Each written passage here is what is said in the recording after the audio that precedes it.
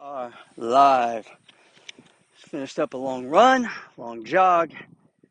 Here's the thing, if you're ever stuck, and this is not the point of the message, but if you're ever stuck, like just mentally stuck, clogged, especially if you're depressed or having depression, that's really been on my heart lately with some messages and things I'm getting. Like, go for a long walk or a long jog. Whatever, if you can't jog, walk. If you can jog, jog. Whatever long is for you, it will jog your thoughts and your memories, and it will change your state. And so I can't go on a long run or a long jog or even a short jog, short walk without getting some thoughts going. And so the thought I have that I want to share with you, or the message that I want to share with you, relates to marriage. I'm going to share a story about my parents in just a minute, and I'm going to tie into that this lesson about the gap and the gain. The gap and the gain. Some of you may have heard of this. So there's a book out by Dan Sullivan. I have not read the book. I've read the Cliff Notes, and I know the principle, and I was in Dan Sullivan's mastermind for a couple of years. And so anyways, I'm trying to remember the name of the mastermind. Gosh, it's been 15 years now. It'll come to me in a minute. But Dan Sullivan has this principle. It's the gap and the gain. And so many of you live in the gap, okay? And so the gap is you're pursuing a goal, right? And the gain is the goal that you're always pursuing. The problem is that we, as if you're a hard charging entrepreneur, just a hard charging individual, that we're so focused on the goal that we live in the gap to get there. And that's the work that's created, right? We gotta put in work. We gotta create, obtain measurables, hit targets, all that kind of stuff. Keep moving forward day after day, moving the ball forward in order to get the gain.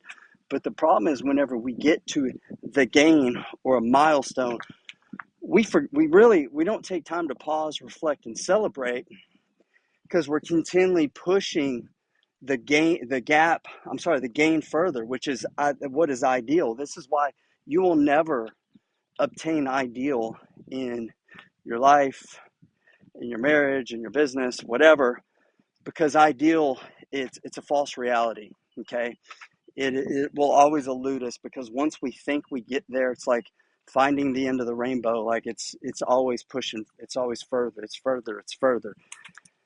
Never going to get there, and that's okay if you learn how to celebrate the gains. Okay, so you do have to take time, pause, reflect, and take a look back at how far you've come. This was a 7-mile run today. I was thinking I'd go 8. I even had thoughts about going 10. I went 7.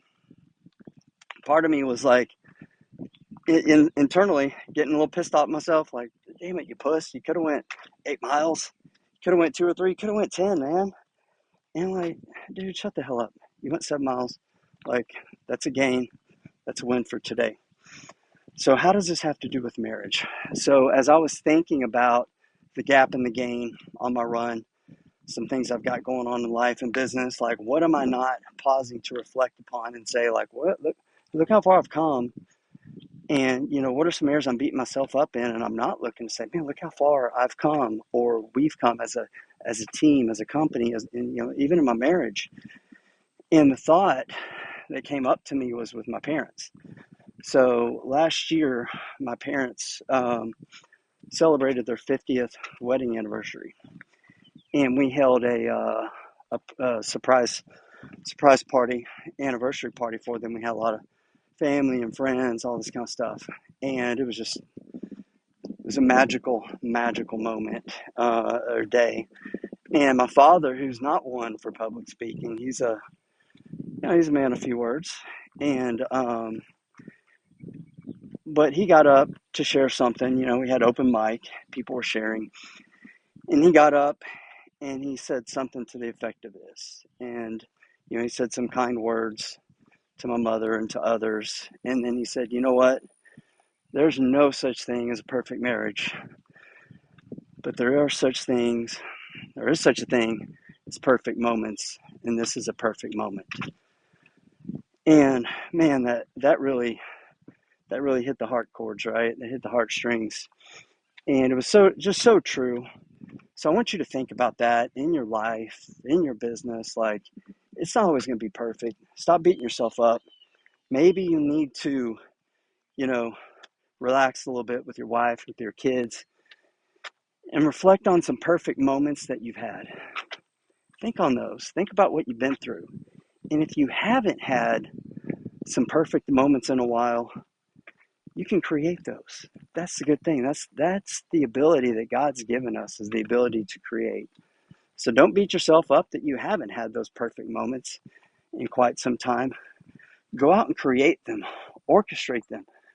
Plan a trip, plan a dinner, buy some flowers, write a note, just say some sweet words, clean the house, do the dishes, whatever. Create. I got a sweat in my eyes, it burns. Create, my friend, create those magic moments, because there's not going to be perfect moments all the time. Not in life, nor in business. But there are perfect moments, and it's up to you, my friend, to create those. So go create them. Enjoy the gains, my friend. Get out of the gap every now and then. Take a look back and appreciate what you've accomplished. Refocus your targets and go do it again. Go create some perfect moments.